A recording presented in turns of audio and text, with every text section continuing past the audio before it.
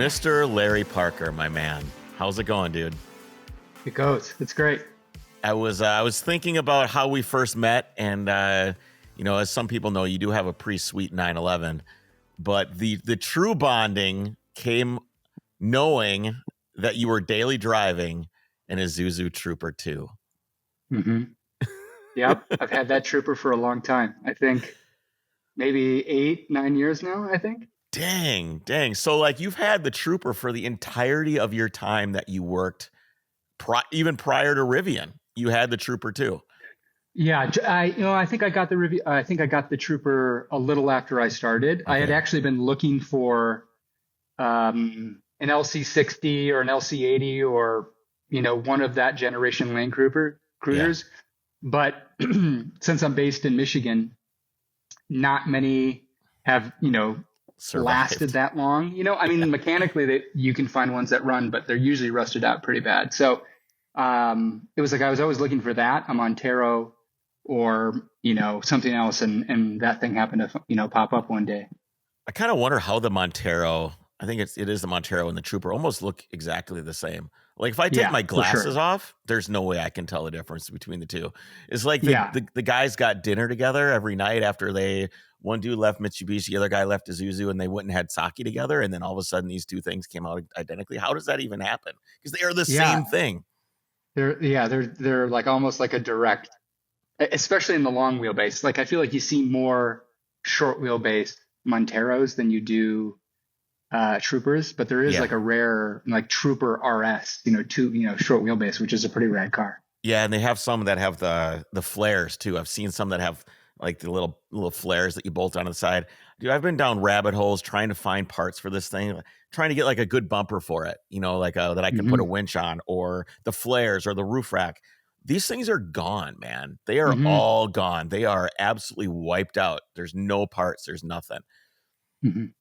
Yeah, it's the fate of all these like high school cars, like these things that you could have owned in high school for next to nothing, treated very poorly, like driving through fields and all the things that you did as like a high school student with a 4-wheel drive car. Yeah. And as a result, many of them were trashed, including like, cash for clunkers, like that whole thing happened. And, a lot of these cars got crushed because of it. So I happened to find mine actually here in Northern Michigan. And it was somebody that was retired from the Air Force. It had been in a barn. It had like little, I wonder the little plastic decal strips that remember they had it had like a rotary disc and you could like punch the letters into it. Depress the plastic, turn it white. Those were all over the car, like unleaded fuel, the tire pressures on the wheel arches on the outside, just like a military truck. Yeah, so they had that all over. A dymo press. That's what it was. Yeah, so they took good care of it. Rad. I love those things. I've got I leave little notes for my kids like on their bike. Like I put like I love you and be good on their bike with the little dymo press stuff, and I leave my wife little notes, I love you, and put them around. There's a couple that she listens to the podcast. There's a few that she hasn't even found yet, which now she's going to be going to look all over the place for. But the dymo stuff is really cool because it's this timeless. If someone makes something and puts it on something, you have no idea what period of time it came from. It can be any time in the last like 60 years. Absolutely. Yeah, absolutely. Yeah, I still got your door here, man. I've got it sitting right next to me here as a reminder because you have that little spot of rust on your door, and I remember seeing it when I was out in Hawaii. I'm like, I got a door because I swapped mine out for the red door as an homage to the the red deck lid I used to have on the 911. But it's right here. I got it for you. Yeah. It's that the spot at least isn't growing too quickly because it's in a better climate right now. So well, this is all just efforts to increase the value of the Trooper 2. If the guy that worked at Rivian as one of the first employees, did some brand, loves the Trooper. Just want everybody to know that he is endorsing the Trooper 2. Absolutely. I'm surprised. It should have more value. Like it's a really cool car. If you can find a clean one, I think the they're really special for what they are. It's just the obscurity. There's so few of them around anymore that and it's not a solid axle truck. I think is another reason that I think you can do a swap on it. But if it was a solid axle truck, I think they'd be worth like $1 zillion. But because it's independent suspension, I think that's probably the downfall. I have a bunch of people asking me all the time, hey, are you going to swap that thing out to a solid axle? I go, I'll never do anything that is extreme enough that I would need to swap to a solid axle. I'm just not going to do it. It just doesn't serve my purpose. I think you can do the majority of what, I'm not trying to do the hammers or anything like that. I just want to go camping. I don't need a solid axle to go camping. Yeah, I have the exact same. Like I was going to lift it. I was going to do all this stuff to it after I bought it. And it was just like, I put little skinny 215, 85, 16s on it. And it just looks nice kind of in its stock form. And, like I said, I was going to lift it. And I was just like, what for? Like I have no purpose to do it. That's all I wanted to do was put a roof tent on it. Yep. And put a hookup for, electric cooler in the back, and I was good to go. Like I didn't need much else. So, yeah. Most of the people that do that are just kind of trying to, it's there, we do these things to our cars too, like that people do to their trucks. Like there's a lot of stuff I do to cars that just doesn't make any sense. It's just the truck thing. It's not my deal, but other people do it all the time. I don't think they use their trucks nearly as much as visually you think that they would. Oh, for sure. No. And actually there's like a connection in the Rivian story in looking at that whole market of folks that were probably car enthusiasts when they were young, like maybe had Hondas or Mustangs or things like that, and then started to grow up and, maybe have families and wanted to do something a little bit different. And actually it was studying those people that played a big role in shaping what Rivian is today, actually. So, well, let's start at the beginning. I was obviously I look around quite a bit, and I saw your LinkedIn, and it alludes to a skateboard in the ditch, but it doesn't tell the story. Okay. So I'd love to hear the story of the skateboard in the ditch and how it set you on this path to where you are today. Well, the story that you're referencing is just like a little blurb I put together. Normally LinkedIn, like bios or, they have like a certain kind of corporate bravado. And obviously it just never felt right for me. So I wrote this little story about kind of my path as an individual. And, I grew up in the 80s, and, in the time of which I grew up in downstate near Metro Detroit, kids roamed freely, right? Like 6 years old, 5 years old, 7, 8, like you just kind of left the house and came back at dinner time, right? And not too many kids have that luxury today. But obviously I did. And I remember walking to school, and I used to have to go over this like little ditch, had like a little crosswalk on it or something. And one day when coming home, I saw a skateboard down in the ditch, and I like went down there and I pulled the skateboard out, and it was like a good skateboard. It wasn't like from Kmart and like one of these little chintzy ones with plastic wheels. It was like a good skateboard, I remember. But old school, remember, like this is like 1986 or 1987. So it's like a boat tail thing. Yeah. Like like a full club. Yeah. And I took it home and I like cleaned it and took the bearings all out and, put WD-40 in them and all that stuff and soaked them, and then painted the skateboard. I painted it black. I remember that, and got new grip tape for it, and started skateboarding down the street on my knee because I had no reference to, like who skateboarded or anything like that. And I don't think I could stand up on it, but I could like get on my knee and kick really fast and kind of zoom down the road. So I started using that thing a ton.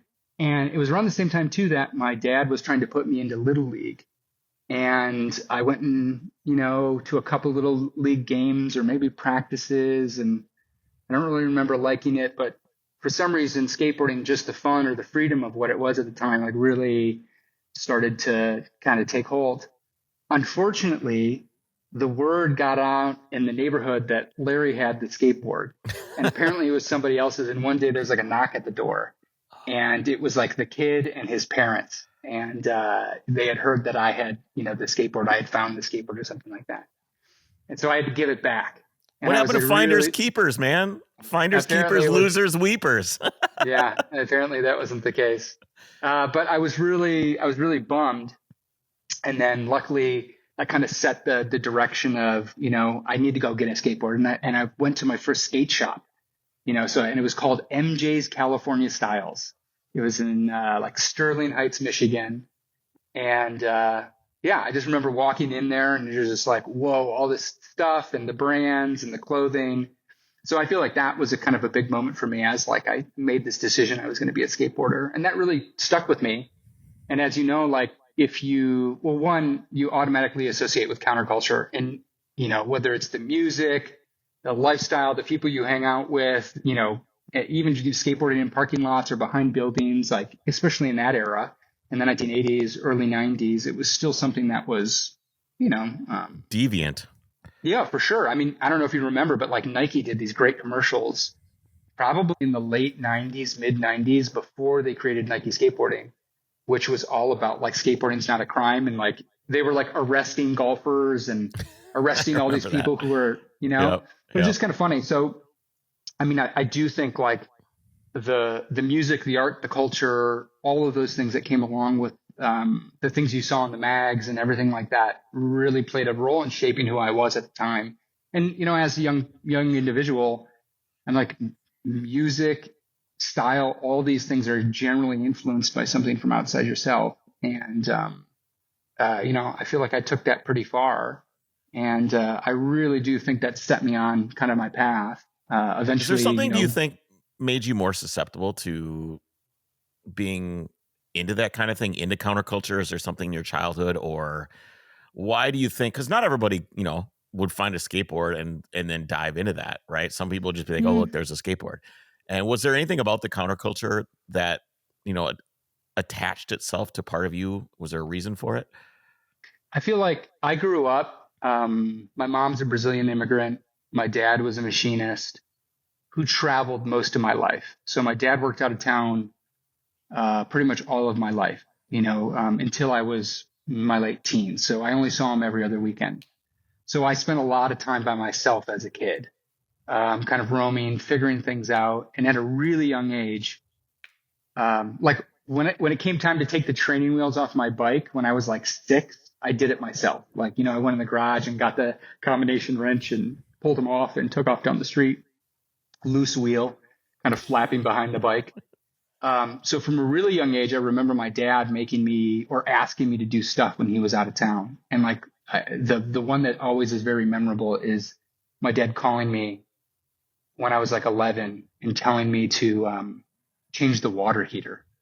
Like the water heater had broke. I was like 11. He's like, go with your mom, go to Sears, get a water heater.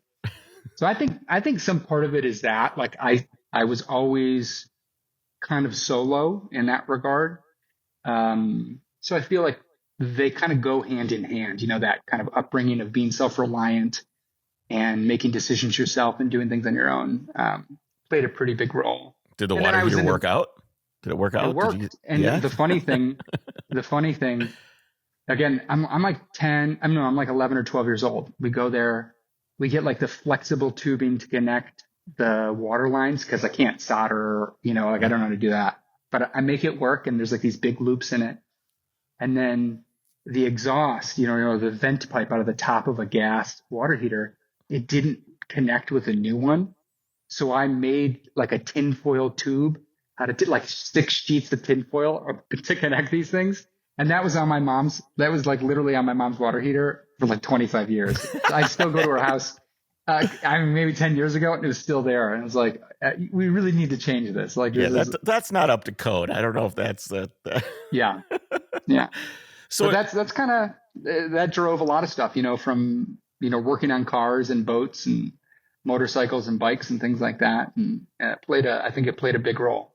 I think a lot of kids, you know, for me, it was BMX, you know, and I was the same way. It was get out in the morning. It was get out of the house. Nobody's home. Stepmom's gone. Dad was a carpenter, so he was gone way before I was even awake in the morning. So I was just, the door was locked. So here's your bike and just go. And I think the independence is great. And I think that whether you're into skateboarding or BMX or whatever you were doing, once you're able to drive, that mentality of freedom and independence kind of naturally goes into cars, like, because it's just the next tool to get you away from wherever you are, in my case, or just to pour your independence and what you think is important into.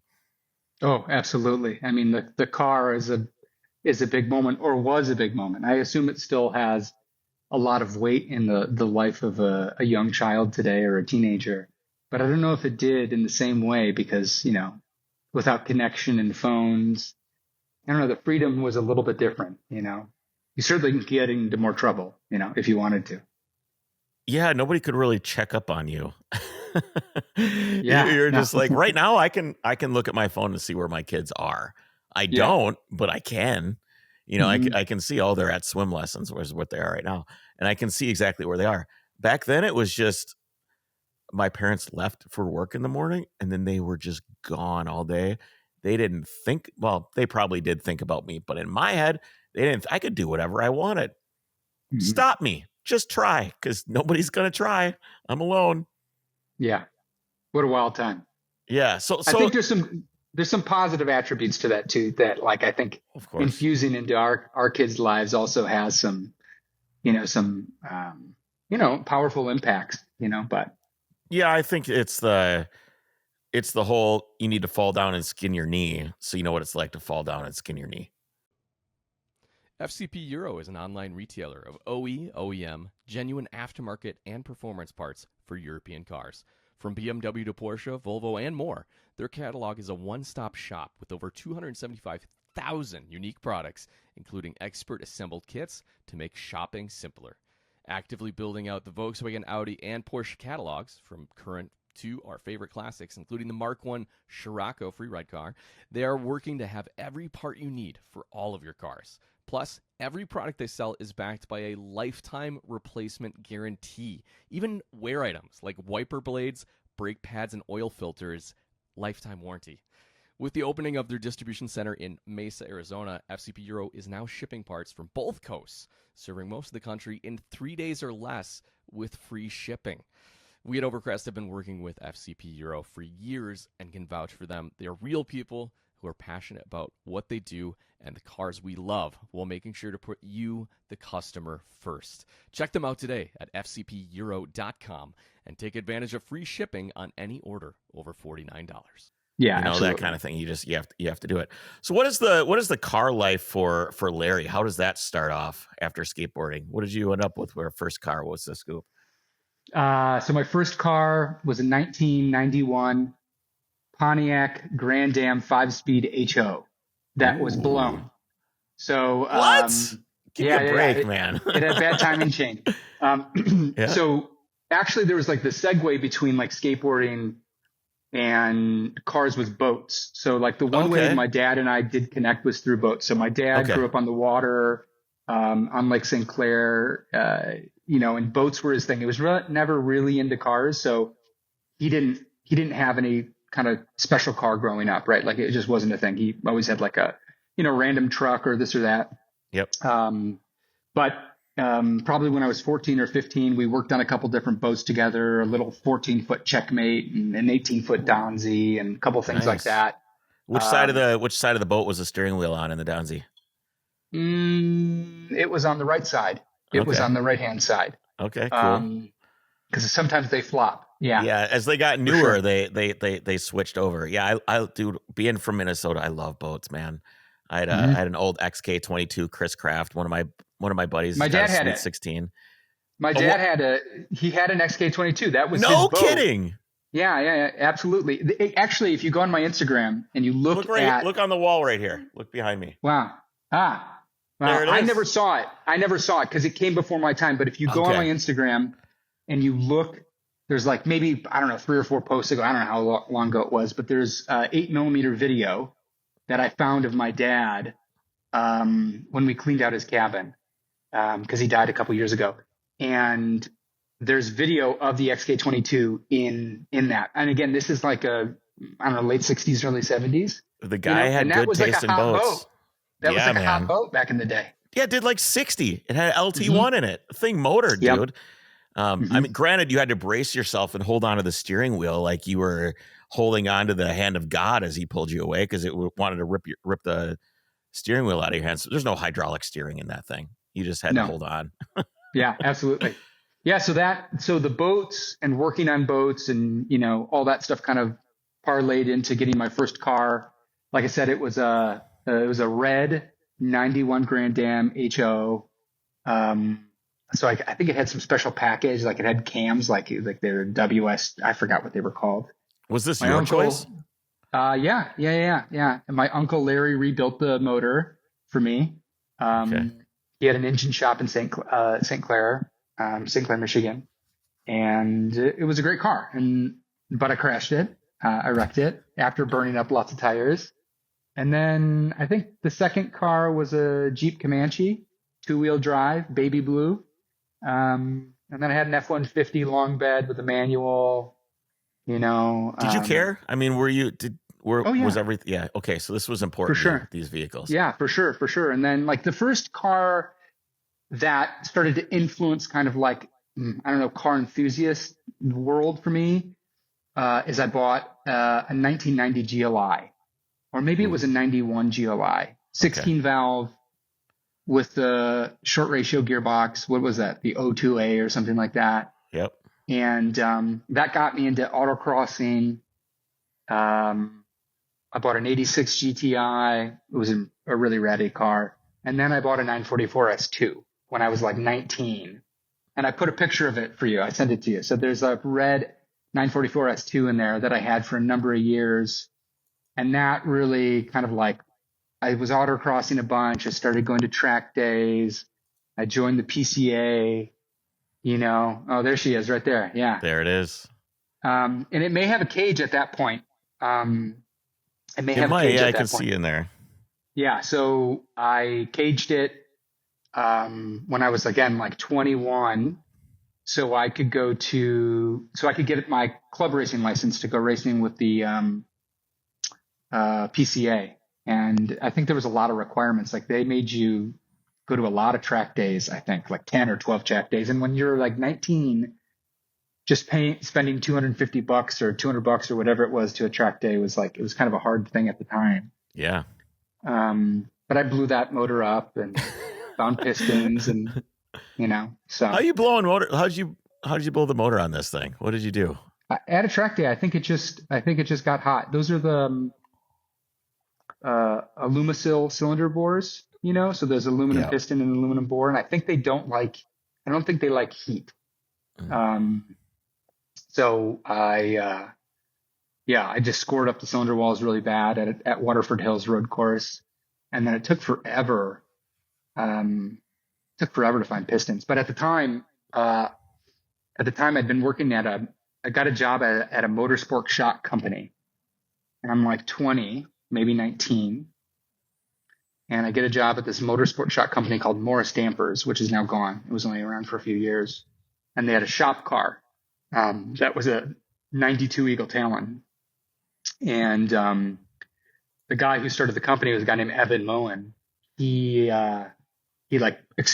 gave me my first exposure to rallying outside of like Speed TV or whatever, WRC was on at the time. Yep. And that kind of moved me into a whole different path of motorsport and cars and kind of changed my priorities once again. Is this it right here? That is the Black Nasty, as it was called. So that sounds like an activity, not a thing, man. Yeah. It was its nickname at the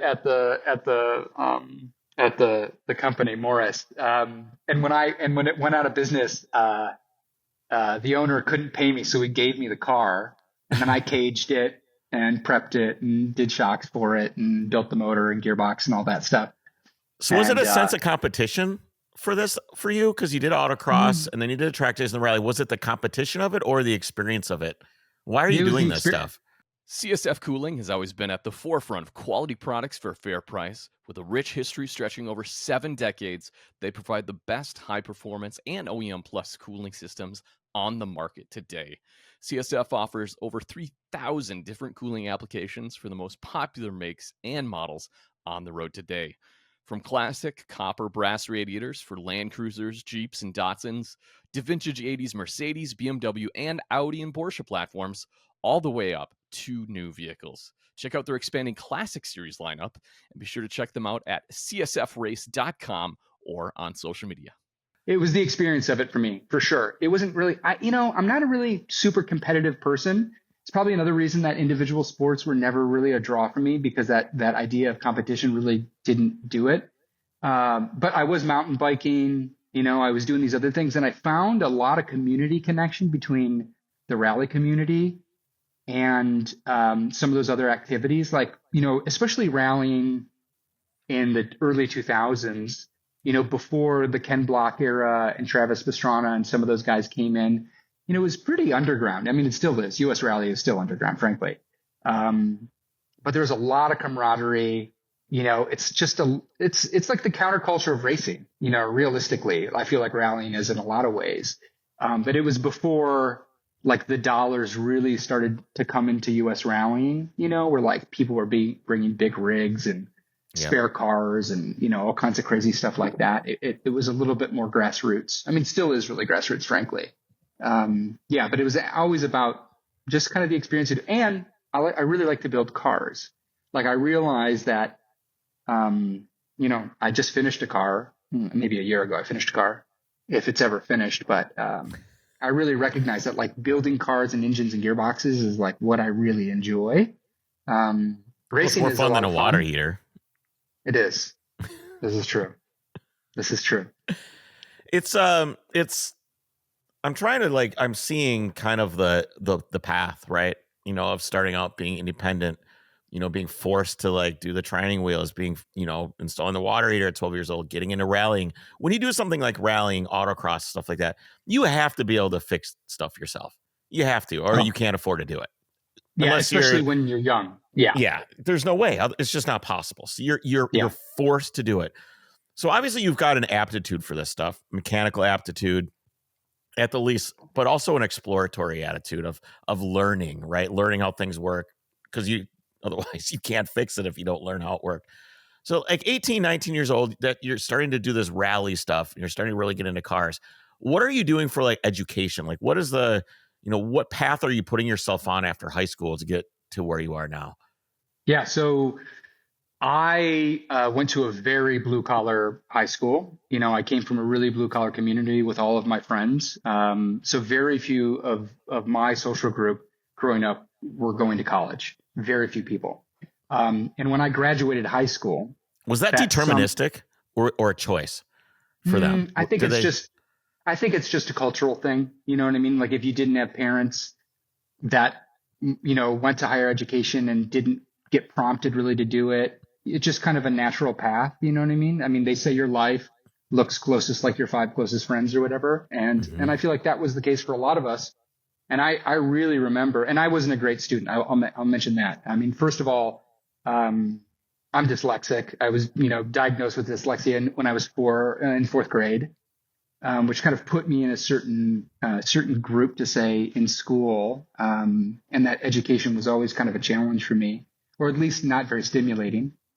So when I graduated from high school, I remember my dad, like that summer, he's like, "Hey, Larry, you going to go to college?" And I was like, I thought, you know, it was just funny. I ended up going to community college for a year. Then I transferred to Wayne State University, still working full time, trying to figure out what I wanted to do, working 2 jobs. Actually, I was working at Morris, which is the shot company, and working as a machinist on the side. So I like learned how to weld and machine and do all that stuff. And it was through that work that I was like, I really want to get straight in school. Like I really want to focus on what I'm going to do, because I could see what my future would be if I was just going to stay in that path, especially where I was like, and it didn't feel like it was really right for me. So I thought I'd naturally go to kind of the role models I was seeing in that space. Is like, okay, the engineers worked in the office. They would come out and, you know, they were laying out the plans, and I was in the back, you know, like machining block steel. I was like, maybe I should study engineering. So I kind of moved in that direction. And it wasn't until I was 25 and met Mandy, who's my wife now, that I started to get a little bit more, I don't know, like acclimated to a whole group of folks who had went to college, graduated college, and were off in a whole different career path. You know, like my career world was what I grew up with. It was people working in the trades. Not that there's anything wrong with it. I mean, I really enjoyed those things. And I still do them as a cathartic and enjoyable activities, you know? But it was just interesting because I was like moving along that path of creating and making, and I saw something different. And it was actually my wife who was the first person who had mentioned the word industrial design to me. And I hadn't really no, understanding of the discipline whatsoever. And it's obscure enough that not a lot of people. What's that? What's industrial design? I don't even know what that, Yeah.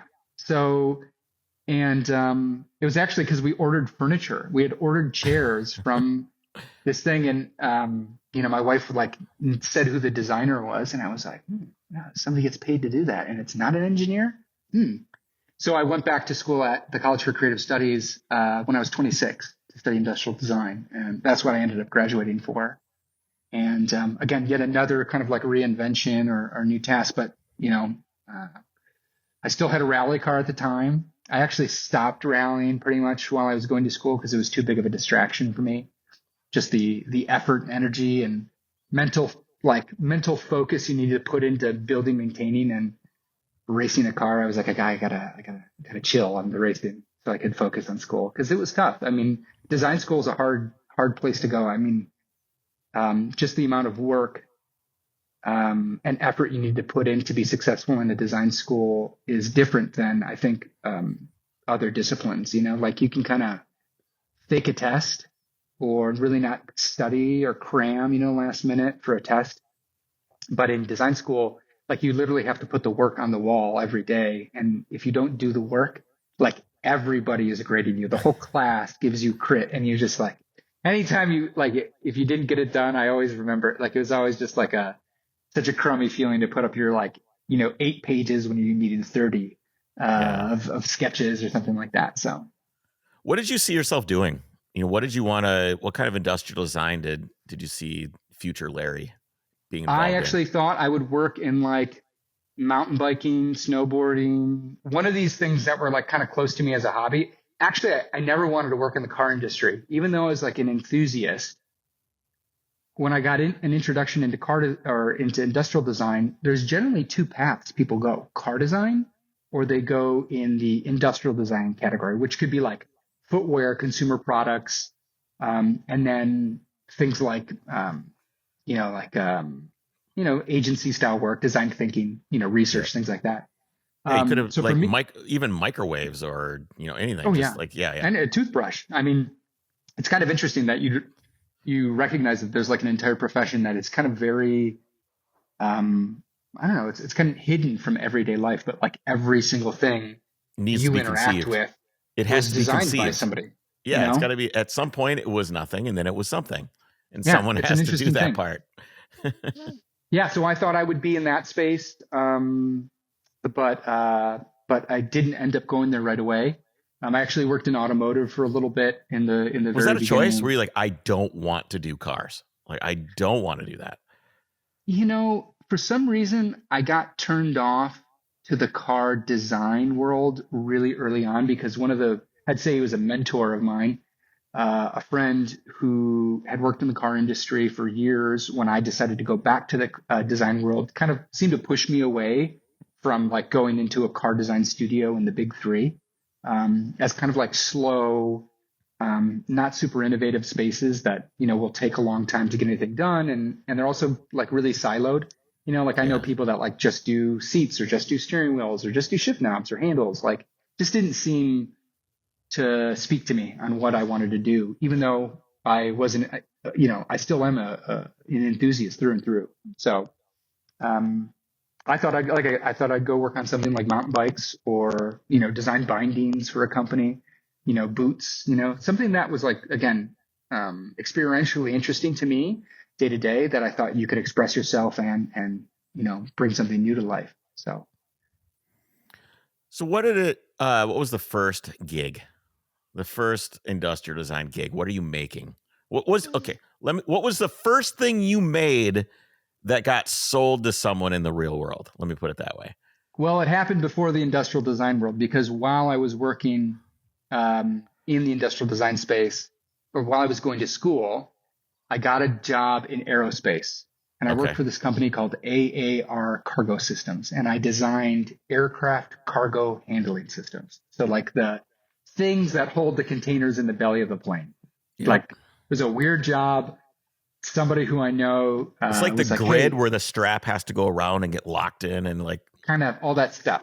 Okay. And I knew CATIA, the design software, and somebody's like, hey, they need CATIA designers. So I like went over to this place and I did this for a few years. But right after that, I did a freelance gig for Steelcase, the furniture company. So I was working in aerospace, going to school for industrial design, and then I started freelancing for Steelcase. So I was designing furniture for them. And then after I left the aerospace world, my first real industrial design job was in a lighting company. So I was designing lighting. It's called Illuminating Concepts. There was actually they had a little startup they were working on. And so it was like kind of a technology lighting product that never went anywhere. Did you like it? It was okay. It was okay. I feel like it was, it filled a void at the time that I thought was, wanted to kind of move into something. But ultimately when the company decided not to move forward with the technology, and making products, I decided it was probably time to move on. I worked in design consulting for years, for a small design consultancy, and started doing a lot more customer insight work. So I was doing a lot of the upfront research and design thinking. I'd read the books by IDEO, and which is a big design consultancy that kind of coined that term. And from there, did a lot of client work with Nike and big companies like Dow Chemical, which was weird to do design projects for Dow Chemical. Were you pretty happy with the path you were on? I mean, were you like, yeah, this is it. Great. I mean, was it good? Well, good yeah, for sure. I will say that design as a discipline gets easier when you understand the skill sets. Like when you don't have the skills, especially you can't run the CAD programs, you can't sketch. Until you can build up those skills, it's hard because you can't communicate the ideas. Today, it's probably a little bit of a different world with the new AI tools and things like that. But just a few years ago, if you couldn't sketch it, you had a really hard time finding work in design. So you had to build those skills up, which I did. And I still sketch today. But then you always have to solve a problem. Every time you design something for somebody, you're solving a new problem, whether it's functional, innovation focused, or aesthetic. It's still a challenge that you're trying to design. So it never gets easy in that regard, at least for me, because I was always super critical of the work I did. So it always felt like you were always working really hard. And that might be said for any creative pursuit, whether you're a filmmaker, a photographer, a writer, a musician. The constant desire to create something new is hard. And I recognized that back then too. Oh man, it's not, there's probably easier jobs I could have taken, that maybe would have paid more. But, I was happy with where I was going with it. Absolutely.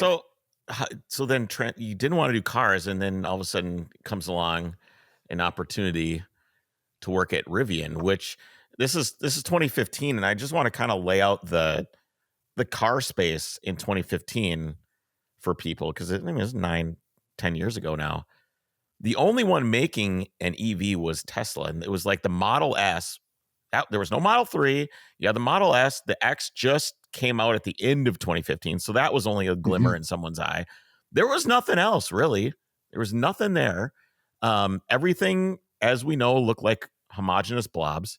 The crossover thing was in full swing. Everybody's buying crossovers and stuff like that. Everything is just this whitewashed, boring space. So I completely understand why you wouldn't want to get into it, because it just looks like a place where they stick you in a cubicle and you have to design within these standards of this, and you don't really get to express yourself in any way. That's the way that I see in 2015. I think things are better now in that world, but at the time, it just seems very, very boring. How did someone convince you to take the leap into a startup that had 10 people working there? So the story goes, somebody that I'd worked with in the aerospace industry, he went back to school while we were at that company. He ended up going to get his MBA, and I went back to design school. Now, I stayed working in that company while I was going to school, and he eventually kind of migrated out and went on to a new career. And I hadn't heard from him for a long time. His name's Patrick Hunt. Well, Patrick reached out to me while I was working at this design consultancy, and he was like, "Hey, I'm doing this like investment diligence for this company. They're about to close a round of investment." And again, closing rounds of investment in 2015 for me was like something I didn't think about, right? Like just that whole world was a different thing. But they're gonna hire a couple people, and I think you'd be really great for the company. So Patrick thought I was still a design engineer, like working on a CAD tube mostly. He probably saw some of the output of like going to design school and that infusing my work process in the aerospace industry. But ultimately he thought I was who I was 5 years prior or whatever. And so I immediately said, yeah, I'm not interested. I actually had a job offer to go join Nike's kitchen or the Nike Sports Research Lab. I'd done a project with Nike and they kind of had like an open offer. And ironically, this guy was like really persistent. And I was like, okay, I'll go. I have lunch with him. And one of the reasons I was really turned off to the idea was I think, efficiency was important at the time. There's a lot of conversation about efficiency.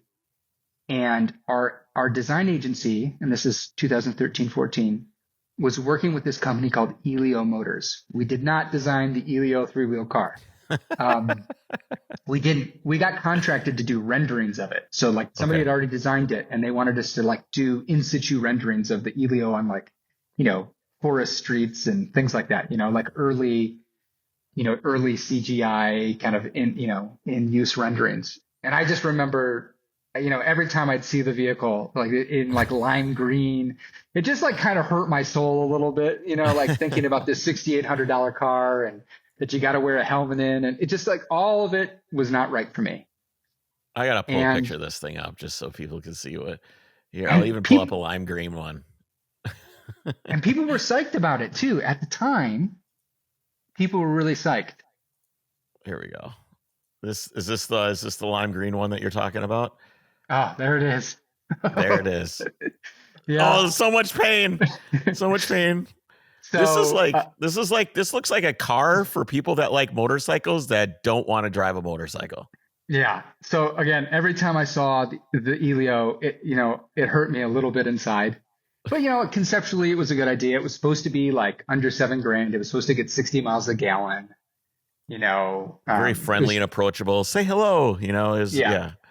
So we had to do these renderings of this Elio, and every once in a while they'd be like, "Okay, can we get it on a fall scene?" Well, okay, so we'd do it. And when Patrick reached out and was like, "Hey, there's this new car company," all I could think of was Elio, and I was like, "No, zero, no way." And well, it's not like you can look up information about the company because at the time, Rivian is in like total stealth mode right now. Oh, full stealth. Yeah. There's nothing. There's no. I mean, they don't even exist. If there was a web page, it was just like a placeholder with like a logo on it. Yeah. So I ended up going to meet RJ, the CEO. Little tiny building. I put a photo in there for you. A little tiny building. And it was like 8,000 square foot like warehouse space that you'd go to buy carpet or like one of those things. It does literally look like I need some tile or some carpet. Yeah. And you go in there and there's just a dude in a tweed suit from 1978 being like, "What pile do you want?" Yeah, that's it. So I went on in. Obviously, it wasn't super impressive when I showed up. I was like, okay, and just the whole concept of building a new car company sounds so unachievable that you're already kind of off to, like a rough start in many ways. But yeah, how do you compete is what's in your mind? Because you've got like Elio or something, but nobody's really trying to start a new car company other than Tesla, to their credit. At the time was doing it, but man, what a hike. It just sounds absurd, right? It just sounds absolutely absurd. So I go in and I meet with RJ. He's super enthusiastic. He's super young, and whip smart as well. And takes me out on the shop floor. There's a handful of people in there, and a couple clay properties of various things, some foam core mock-ups. One or two people I recognize from the Metro Detroit area. One of them was actually an adjunct faculty at CCS, a guy by the name of Larry Erickson. He was running the design team at the time. And on a lift, was a 2-wheel drive mid-engine truck. And I was like, I was looking at this thing and I was like, what is that? And why is that here? And mid-engine truck, like it was just kind of absurd. It was like about as big as an S10. It had a Mitsubishi Eclipse powertrain in the back. Oh, so you're hooked. Yeah, and it had like a multi-link suspension front and rear. It was all billet control arms. Like everything was bespoke. It wasn't like cobbled together parts from like McMaster-Carr and Speedway Engineering, like rounded round parts. It was all bespoke, and it had a cute little bulldoggy kind of face. Well, it turns out that vehicle was actually supposed to be a replacement for a Japanese mini truck or K truck. And Rivian, before I had joined, got contracted by the company which eventually funded Rivian to build something to replace the K trucks overseas, because the company that originally funded Rivian was this company called ALJ, and they saw a huge demand for something that was a little bit bigger than the K truck and more capable, like higher speeds and more load capacity and all that stuff. And I saw this thing on the lift, and it was just so compelling and so interesting, but it wasn't what Rivian was going to make. But it did show general enthusiast mechanical aptitude. Like people were making decisions from the race car world, motorsport world, to put on this little truck. People were making all kinds of interesting decisions. And it's actually where the side bin, that's what we used to call it, the gear tunnel, which is now appropriately named. Yep. The side bin was on the vehicle, had a lot of, attributes that exist in what a Rivian is today back then. And I just saw, a group of enthusiasts who are really excited about cars, really excited about changing the future of cars. But the pitch was wholly different. Like the pitch I got to join Rivian was a mobility company. It was. What does mobility mean? What is, I hear that all the time. So when someone says mobility company, what does that mean? So, when I went into it, I had no clue either. Let's just say that when I met RJ, the conversation around mobility was a completely foreign concept to me. There was zero discussion on it. And again, this is like the world of 2014, 2015. It was not a common conversation. Maybe it was happening in the automotive kind of like intellectual sphere, but it was not happening in the everyday population. But for me, as I take it, it really was around the movement of people through a service network. And when I joined Rivian, the pitch to me was that Rivian was going to build a number of specific vehicles, truck, car, van, you name it, that were all designed to be living inside a service network or a mobility network that would be used by business during the week and individuals during the weekend. And it was going to be aided by the coming autonomy that vehicles would get, the coming electrification that would happen, and ultimately vehicles being part of this sharing network or some sort of network. So for me at the time, it wasn't something I was thinking about, but that sounded intriguing, at least to me, Mike. And right. RJ's pitch was really spot on. I mean, he had been shopping for investment, so it was really good. He knew what was up. Yeah, he had his pitch. He had the diagrams to show me, and I was like, okay, this isn't auto that I know it. This is something totally different. This is technology. This is innovation in a really different space. Was mobility at the time coming from the industry, or was it coming from urban planning, or where is the inception of this term and this movement? Because I feel like it was a really big deal at one time, especially if you get into the 2017, 2018, people are talking about mobility providers all the time. I mean, Tesla was even like, you're going to be able to rent your own car out. It's going to go drive around for you and make you money. Like all this mobility thing. I feel like it's disappeared a little bit, but where did it come from? I think the tech world. I mean, it was really the tech world. I think it's like Lyft and Uber were the big conversation at the time. Like these were really highly valued companies. They were losing a lot of money, but they were really highly valued. And you used to hear about Uber 2.0 a bunch back then. And these were, again, all of their planned systems. So it's like, I think Uber, the scooter networks that were happening at the time, like Bird, all of these things that were in and around transportation. Again, in the context of being part of a sharing network, really seemed to kind of move that. And this was like an extension of Airbnb, right? Like Airbnb was the first time people were, monetizing their homes. And if you remember, not too long prior to Airbnb, just the concept of having somebody sleep in your bed was really weird for people. To be like, oh, it's so weird. You like let people stay in your house. It's still freaking weird. I'll be honest. But it's culturally acceptable now. If you're going to revolutionize something, the way people move is if you can find a way to start pushing that snowball down the hill, that is an entire industry. I mean, there's a lot of money to be made there in terms of revolutionizing the way people move. Yeah, I mean, it was part of RJ's pitch at the time was that, traditional car companies, make all of their money on the asset sale. Some money comes from financing, some money comes from service, but realistically, and part sales, but like the bulk of what they do is like they sell the car. Yep. And there was like, GM has like, tens and tens of millions of cars on the road. There's billions of miles driven every year. And, remember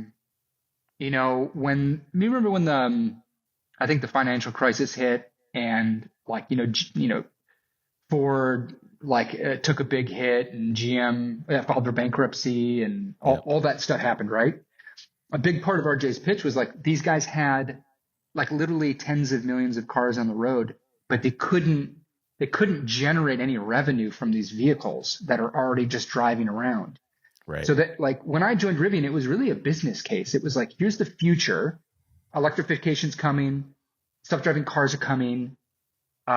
These sharing networks are becoming a thing.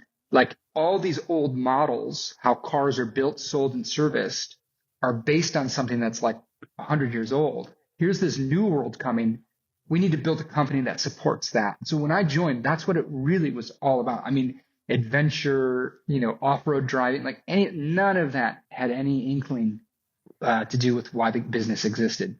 This is jumping ahead a little bit, but like, what was the moment where that changed? Just while we're on the topic, how did it go from a mobility company, and what was the reason behind that shift? I could say there's a lot of reasons. It probably came in late 2017, so about 2 years in. I had done a tremendous amount of customer insight work, like lots of in-field guerrilla research in parking lots, which we can go into more. And Rivian had built a car, a truck that nobody's ever seen. We always called it Alpha. That vehicle was shown to our board of investors. And I think just collectively we made a couple decisions that ultimately, I think like it was too many leaps of faith. It was a new car company in a new market segment, electrified trucks, in a new use case, shared vehicles, in a new form factor. It kind of looked like a minivan with the back cut off of it, like a efficient truck. So ultimately it was too far of a leap. And I think that was really the big moment that. Is it just too soon? Yeah, I felt like it was too soon. Now, who's to say that any of those things truly come true? I think a lot of them will come to reality or come to fruition in the next, 10 years, 15 years. But I think we were a little too early to the punch. And a lot of it for me, even in the early days of the company, felt kind of like a student concept. It felt conceptually like interesting, but it felt like it was putting too much faith again in the public and infrastructure to adopt something wholly new. And so I always felt that way, but it was really it was informed by the work that I did after I joined the company. I'd come to that conclusion. Societal momentum is tough it's going this way. The societal momentum is really hard to get people to be like, try this instead. I mean, monumental. even an electrified truck, like a conversation around an electrified truck in 2015 was outright rejected, from OEMs and plenty of people we met along the way. Like it was a totally foreign concept. So you got hooked up. You obviously you took the job. Yes, I did. I think we can understand why.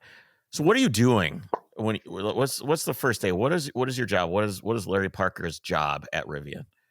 Well, outside of building desks, taking out the trash, going grocery shopping, all the things you do in an early stage startup. I remember one of the first projects I showed in my portfolio to RJ and the team was this really expensive trash can I designed. And I had to design this $600 trash can. And it was supposed to be a competitor to this brand called VIP for a company. And I showed these guys the kind of insight process I did, going into people's home and seeing why they make design decisions and seeing how they use their waste bins and documenting it. And I'm just imagining you sitting in their kitchen like this all day. Oh, yeah. He threw that banana peel in with his left hand. Yeah. And you're writing. It's kind of that stuff, right? So it's just ethnographic observational research that ultimately informed the product. And when RJ hired me, it was really to go focus on that amongst doing other industrial design work that the vehicle needed. So the first thing I did was I told him, I was like, listen, if we want to find out how people use cars, and one of the early things was that since they were going to live in this mobility network, they would ultimately be used by businesses during the week and then recreationally, potentially by people on the weekends. It was like, if people are going to use these vehicles in this network on weekends, well, what do they do on weekends? So we started on that path. So I, with either myself or a small group of people that I worked with at the time, started documenting the lives of people in parking lots, essentially, going to trailheads. And naturally for me, as an outdoorsy person, as a mountain biker, a skateboarder, all these things, it was really easy for me to go to things that were pretty comfortable for me to be around. And I generally have the gift of gab, so I'd go talk to people and talk about their cars and things like that. And how's that conversation go? Hi, I'm Larry. What are you doing? Sometimes it would be totally covert. I would just be, oh, what kind of bike is that? And just start the conversation with why you're riding, things like that. I did a bunch in California and along the coast. And this was the early, it was before van life was a thing on Instagram, 2015 really, or maybe just its infancy. But Southern California van and surf culture have been a thing for a very long time. So I was going to surf breaks and asking people to talk about their vans. And as you know, ask an enthusiast about their vehicle and they'll tell you just about everything. So I just used that, just having conversations. Eventually I'd tell people I work for a design consultancy and I was studying cars, for the big three. That's what I'd tell people.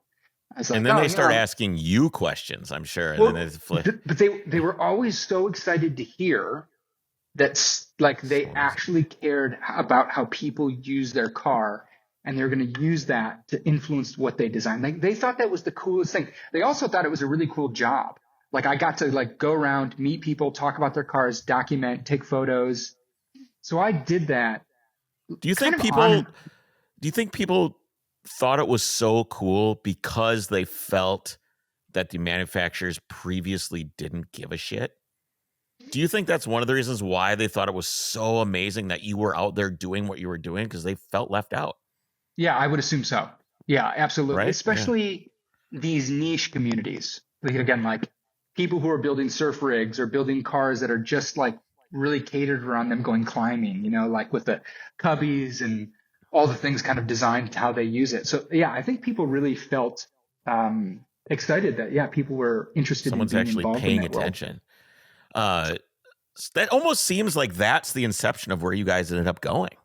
Oh, it is. So I started doing all this work, documenting it, showing how people use their cars, and I would come back and present a trip report. Again, keep in mind there's maybe 20 people at the company right now. Company's steadily growing. We're working on a mobility product. I'm just doing customer insight work, learning communities, talking about car community, car culture, starting to notice these things, going to the, early Overland Expo, going to things like Outdoor Retailer, which is a, outdoor show that car manufacturers didn't go to. And there's something I should step back to mention. In 2020, I was a Sierra Club member. I had a Sierra Club membership, but I would go to races and burn 45 or 50 gallons of race gas. So it was an odd dichotomy. Like I identified and cared about the environment, cared about the outdoors, but also was like an enthusiast. It was kind of a weird tension spot to be at. I was noticing that similar kind of reality in these people I met along the way. And that point I had mentioned before, which was a lot of these people were car enthusiasts. They'd just grown up a little bit. Now they had families. They were making different decisions about the cars that they made or worked on or bought. But it was all still based as an enthusiast. They just got a little bit more mature, the type of tires. Well, what choice did they have? It's not like they had a choice. They weren't choosing to burn the fuel. They just had there's no alternative. There's no choice. Yeah, absolutely. And I remember a couple key things. I remember going to like the Overland Expo Overland Expo, and hearing these guys talk about mufflers and how much horsepower they're going to get from a muffler. And these guys were like debating. He's like, why do I need a muffler to get 8 horsepower at 7,000 RPM? When do you drive at 7,000 RPM? And it was just kind of an interesting thing. And like not hearing loud cars at the Overland Expo, like people pulling out, like it was all quiet mufflers, or a lot of them. It was just like, huh. And so I was, noticing that, and then the connection to the outdoor world, certainly in sports that required access, like whether you're going backpacking or skiing or, in the mountains all the time. So there's like this direct correlation between people's values, what they choose to believe in and support, the types of vehicles they were driving, whether it was a Subaru or Toyota or things like that, and like the types of modifications, if any, they were making to get where they wanted to go. And that kind of sparked an early thing for me, which was prior to Rivian, the conversation about EVs was transportation. Every EV was built around the notion that it was used for inner city transportation. And I wanted Rivian to shape a brand and a product that was built around the idea of travel. And like, could an EV company, from an imagery standpoint, from a product standpoint, functionality, ultimately do that? And this is before I was working on any brand stuff at Rivian. It was still all industrial design focused. I was still just building kind of a huge collection of work ultimately to infuse into the product. But it wasn't until that moment in 2017 where I think the company got done with the first truck, Alpha, and recognized it really wasn't right for a lot of reasons. And we started over. And with doing that, we brought on a handful of new designers. Luke Mack and Paul Hosty are the 2 designers that ultimately designed those vehicles. Jeff Hamoud came on from Jeep. And we had a handful of other people that came on. And as the company was just kind of making a quick shift, but essentially it took all of that consumer insight work I had done to drive who would use it and kind of reshape what we were going to make. And then from there, I decided I could use that same work to ultimately build a brand, because we were still. How do you take that feeling? You're basically making a product based on a feeling, right? Mm-hmm. And how do you make that into something without ruining it? Because it still has to be able to be manufactured, right? So how do you distill everything down to something that still fits that motive, that feeling that you had when you were talking to those people, and having it be a functional product that you can still make? Well, it was really clear to me that like all the cars and vehicles that they had chosen to use were not built around their lives whatsoever, right? Like the vast majority, I mean, just up until recently, the whole van world, or the van production world, like Ford spoke to plumbers, not climbers or surfers, right? Like, and really just up until recently, Ford just decided to start like kind of marketing the transit van to actually to like the outdoor lifestyle community, but like nobody was doing that at the time. So like the Aztec, maybe the Aztec, maybe the Xterra. Ironically, what's the Honda thing with the rubber floors? The Odyssey? Element.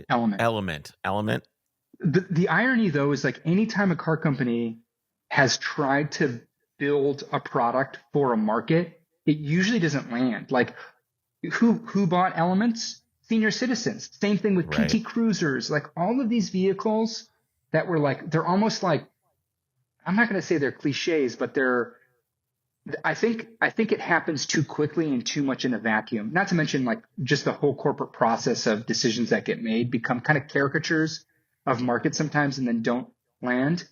For me, like to answer your question, I mean, you never knew what was going to happen ultimately, but I felt that if I built something that was connected to their value set, that was connected to their lifestyle in a meaningful way with like touch points that are actually designed to do that from a core group of enthusiasts themselves, like that would connect in a way that I feel like you do when you're outside of the OEM sphere, like, you know, in the enthusiast space.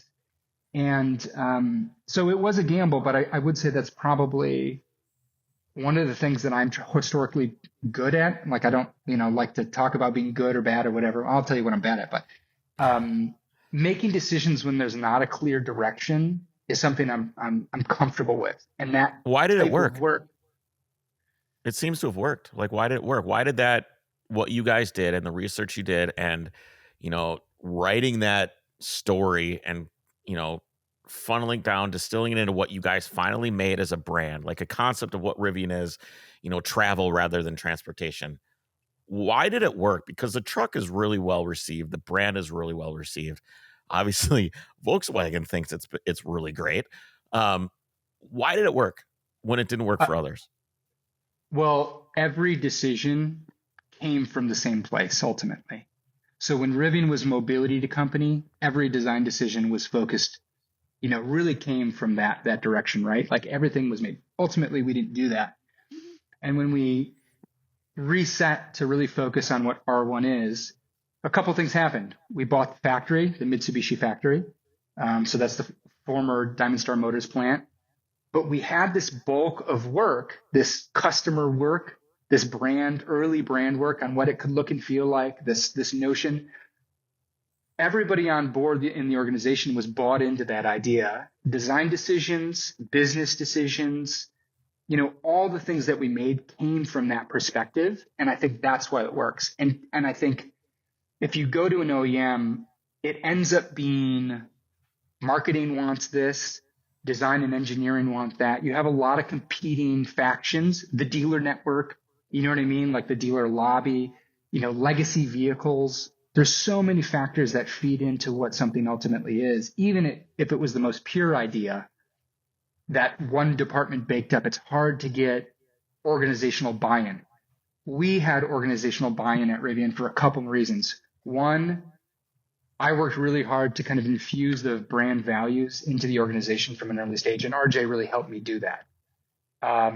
He's also a great and a very charismatic leader too. So we had full buy-in on where the company was pointed. Everybody shared the same space. Unlike OEMs, all the engineers, designers, and people were all together. So we got feedback and buy-in from people. We got consensus.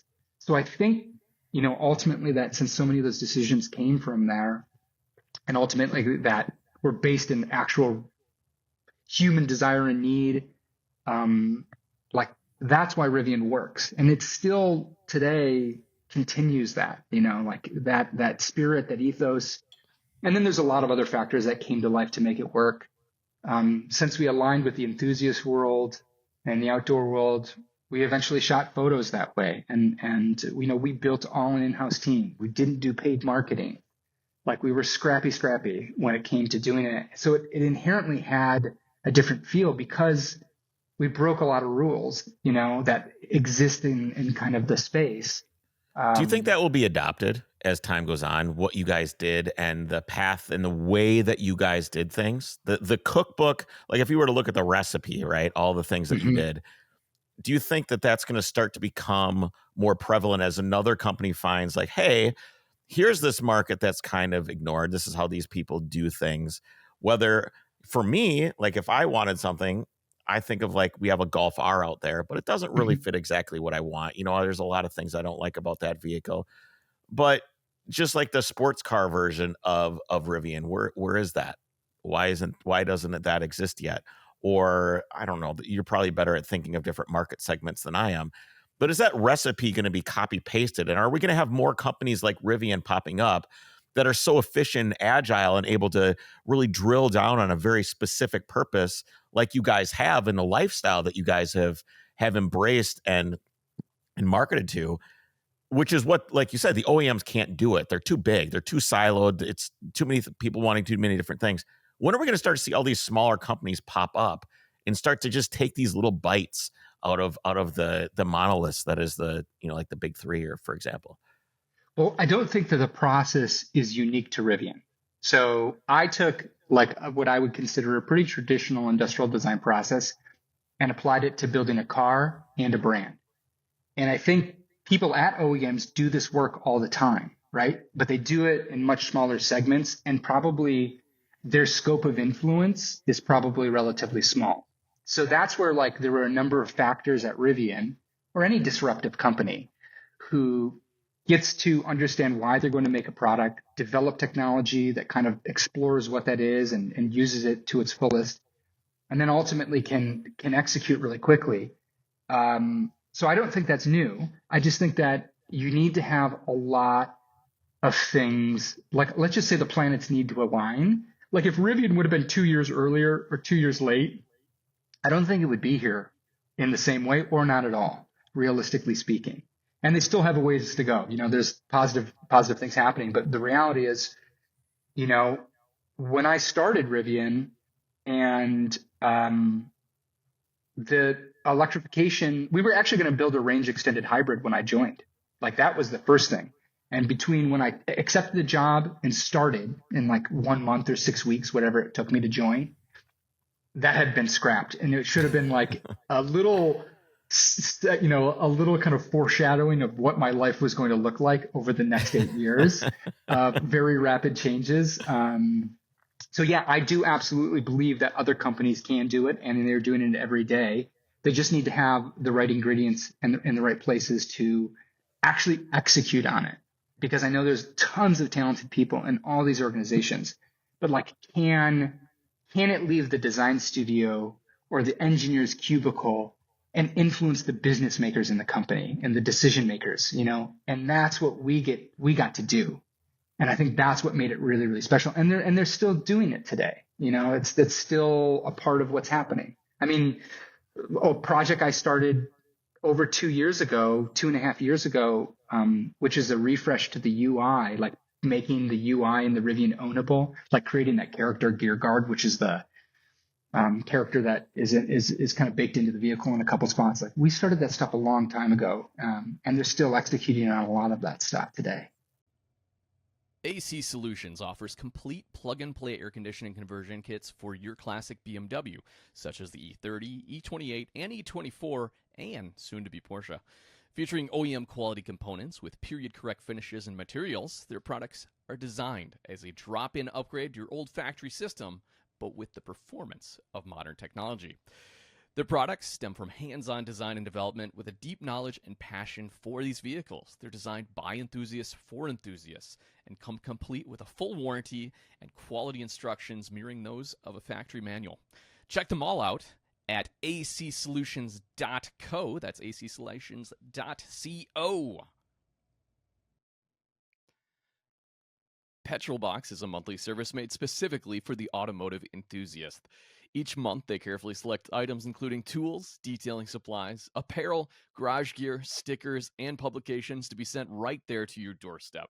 It's a curated selection of the latest and greatest gear in the industry, and there's actually 2 different levels of subscription to choose from. The Petrolbox Basic costs less than $20 a month, while the Petrolbox Premium gets you even more gear for $39.95 a month. Check them out at mypetrolbox.com and be sure to use the code OVERCREST at checkout to get $6 off your first month. Tell me about the long way up. There's got to be some stories there because I started watching that. I watched the long way down and the long way around, and I love it because it's basically what I love to do, which is just let's go do this. And then you get out there and you go, and sometimes you have to stop at places you're not familiar with. You can't necessarily plan those trips out too much, or you'll never be able to complete it because you just got to kind of wing it. And it seems like pretty risky for you guys to get involved with that show, which is going on Amazon. And I mean, it really risky market. It wasn't risky. It was downright reckless. And it was. So I, like you, watched The Long Way Around in like 2003 or 4, whenever it initially aired, because it was a long time ago. And, we had take a reset on the vehicles. We started building what they are today and what they look like. We brought on a handful of new people. The company was growing. We showed them at the LA Auto Show in November of 2018. The reception was really good. And that was kind of the pressure test for the brand and the direction. If it wouldn't have worked and it didn't get traction, who knows what would have happened, but it did. And shortly thereafter that, we decided to do some guerrilla kind of pop-ups. And we actually took the R1T prototype. I don't even call it a prototype. It was a show car. We took the show car to Aspen, and we parked it in Gondola Plaza, like in the center of Aspen, because I was going to do a shoot with it a couple days later. So we thought we'd just kind of like see if we can get some extra credit from having the vehicle in a different location. Yep. So we put the vehicle there, and an executive from Harley Davidson walked by and saw it, was like, "Hey, what's this?" Ended up having a conversation with somebody. It wasn't me. And ultimately we got a call from a guy named David Alexian. David was the producer on the show. He's actually featured pretty prominently in the show as well. They told us all about what they wanted to do. They wanted to, do a continuation of the show, and they wanted to do it with EV vehicles. They were talking to a couple OEMs at the time, and David came out to the office. And at the time, the Rivian vehicle that everybody knows about or knew at the time was a show car, really. It was a pre-production prototype. It had early running gear in it, but it was like a carbon fiber body. How many cars did you guys, or how many trucks did you have at that time? We had zero. We had zero real trucks. You had one show truck. That's it. We had a couple show properties. We were like 6 months before, maybe 8 months before tooling was supposed to be finished, right? So we were on our path to production when David and the team shows up. They come to the office and tell us all about what they want to do. And I got to spend some time with David in an office, and I told him all about, like, there's a lot of the long way up that's in Rivian already that you don't know about. Because for me, the travel log kind of show, and that was a really early one, frankly, maybe the first to do something like that, was outside of like the Campbell Trophy and things like that were happening.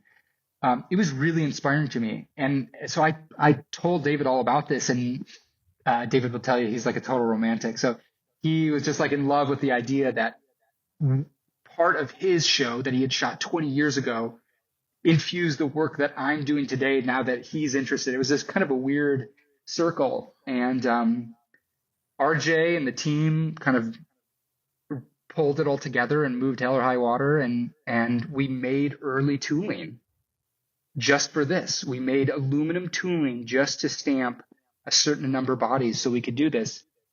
So those early vehicles, I mean, these things were like pretty bootleg. They were hand wired.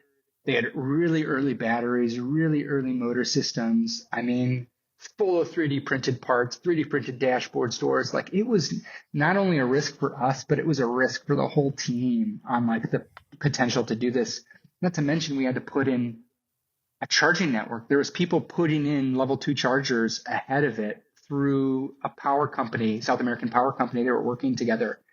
So it was a really big thing, to load these things up, get them done. Like, if you watch the show, David talks about a couple weeks prior that they're supposed to be done in a couple weeks. I mean, that was literally what happened.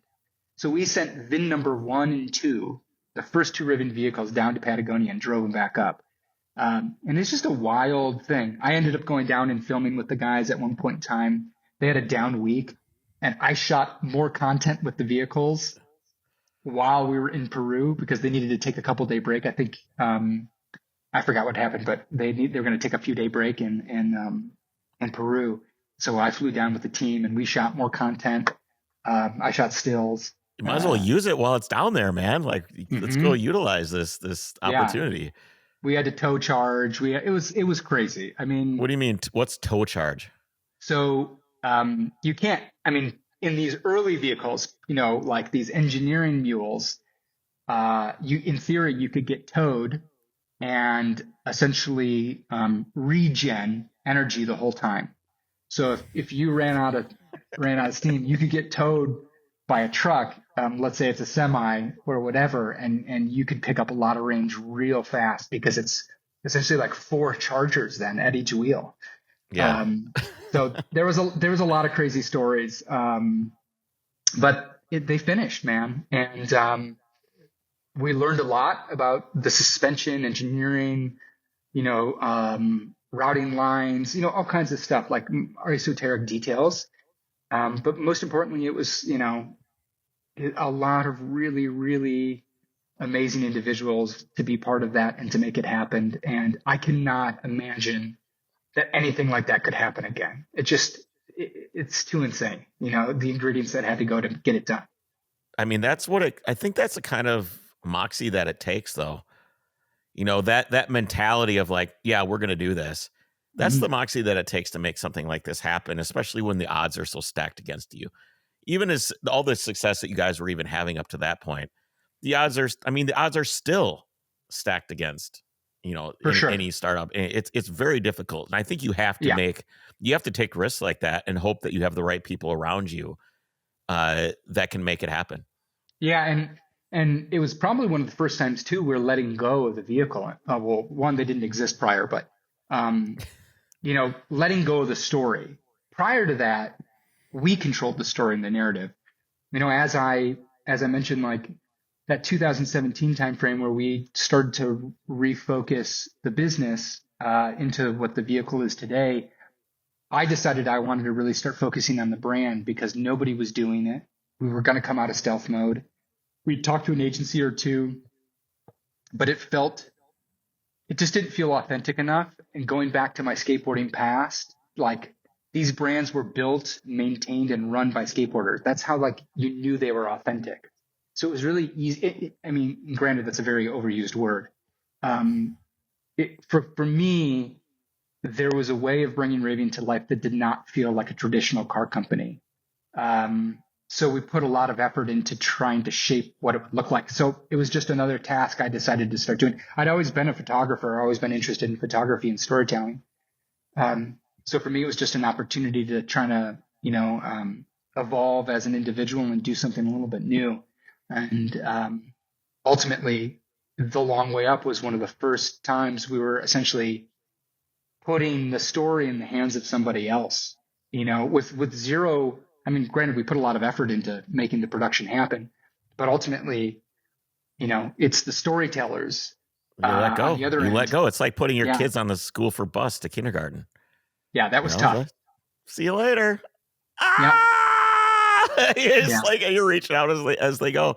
So, Rivian was a big part of your life for a long time. What helped you leave? Like, why did you leave something that was so special that you had so much of your DNA and yourself in?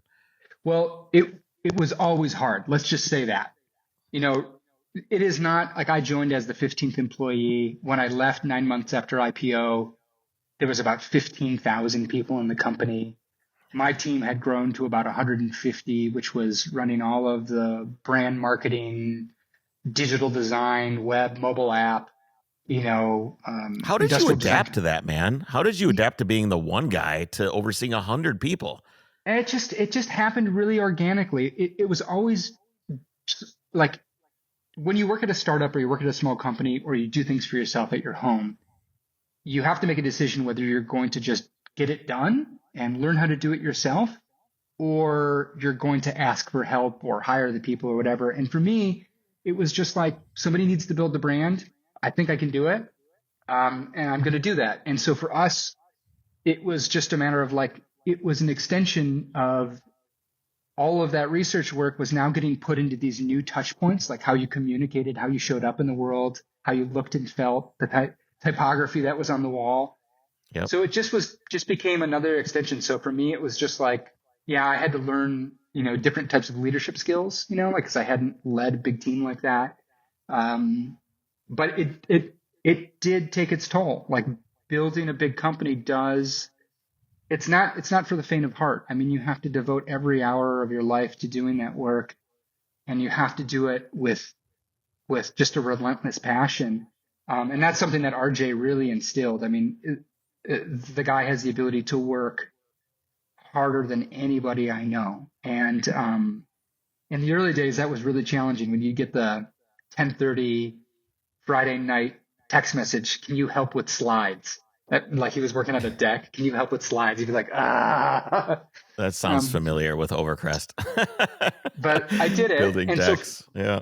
So for me, I always knew that once Rivian became a big company, once it got through IPO and needed to sell cars, it eventually was going to not be focused on building the brand anymore. It was eventually going to be focused on moving metal, as they say in the auto industry. And I always thought to myself, once it felt corporate, it was going to be my time to go. Like, I was going to wait. I always thought it was going to take 10 years. But right after IPO, Rivian had a great IPO. We did it on the factory floor. I think I put some pictures in there for you. You don't have to pull them up, but there's probably a picture on the factory floor of IPO, which was a really big day. And for me, it was pretty wild as just a enthusiast who got to, and behind me, there's like hundreds and hundreds and hundreds of people. So this is at the end of the line right there. I felt like my job was done in many ways. Like, my job was to build the company, shape it, and get it to there. Although we were really looking at doing a lot of interesting stuff in the future, but there was other things in my life that were playing a role. Like I said, I was working really hard. I had gained weight. I was not sleeping really well. I felt really exhausted. I'm 44 right now. My dad's first heart attack was 44. He ultimately died at 74 after a quintuple bypass. So after like achieving all this stuff at Rivian, having a kid, I was wondering like what was next for me. I knew there would be a next, but I didn't really know what it was going to be. And one of the things that I wanted to do is, along the way, back in 2017, I was actually in Copenhagen doing brand research for Rivian. I was by myself. My daughter, Margot, who was one at the time, got sick, and nobody could really figure it out. My wife kept going back and forth to the doctor. She was losing weight. She was really lethargic, and nobody really had an idea. And it wasn't till my wife mentioned she was urinating so much that like her diapers were like exploding at night. Like, they would get so full they would like split. And the doctor came back and checked Margot's ketone levels, which is, as you know, if like you go into keto, like you do the keto diet, you want to be in ketosis. Well, if you get really far into ketosis, it's really bad. It's like organ failure. A lot of bad things can happen, death for a lot of people as well. And it's actually a medical condition called diabetic ketoacidosis, aka DKA. And it was that moment that we found out that Margot was type 1. So we rushed to the hospital. I was still in Copenhagen. I flew back home, and I came home to a pretty different world of managing a 1-year-old type 1 diabetic kid, which means she's insulin dependent. And that was tough, man. That was really, really tough. But, I went back to work. We did our thing, and it was fine. But I knew that at some point there was probably an opportunity that I could take the same process that I did for Rivian and maybe apply it to Margot's condition, or to people that are impacted by something. So, and keep in mind, what Rivian is are PDFs I wrote in 2015, 2016. So at this time, by the time IPO happens in late 21, it feels like it's really a different life for me. I'm a father now. I've got, different challenges. I've built the company. So that was a big motivator. I started thinking a lot about that, like my health. And like I said, I was starting to get concerned about my health. I was getting a little older, approaching that age that my dad had his first heart attack. My fasting blood sugar was bad. My blood pressure was bad. My cholesterol was bad. I was like, this isn't good. Like I'm on the same path that my father's going down right now. And, so that was a big motivator for me to say, like, at what point did I achieve my goal at Rivian, and is it time to move on? Like, when's it time to go focus on something new? At the time, Rivian stock was in a pretty positive place. Rivian IPO'd pretty high. And I was like, you know what? I did it. I did my job. Like, I did the thing. If I want to go work on Type 1, or if I want to go work on other design projects or build a company, when am I going to get the opportunity to do it? And secure the bag and go do it, So that's what I did. I was like, you know what? I'm going to make that decision. It was really hard. I'm still technically an advisor for Rivian. I helped them with a little bit on the R2 stuff. I did a stop motion animation piece recently. They came out with a couple months ago, that I worked on with my friend Foster Huntington. So still adding some value to them, but it was like, now it's time to go think about something new. So really quickly, I went from riding a rocket ship to kind of like free falling back to earth, like trying to rethink what I wanted to do and how I could get involved in diabetes work if it was possible.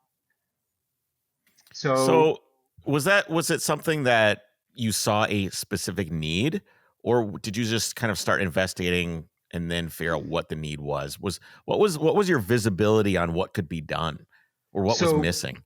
So my daughter was a couple things.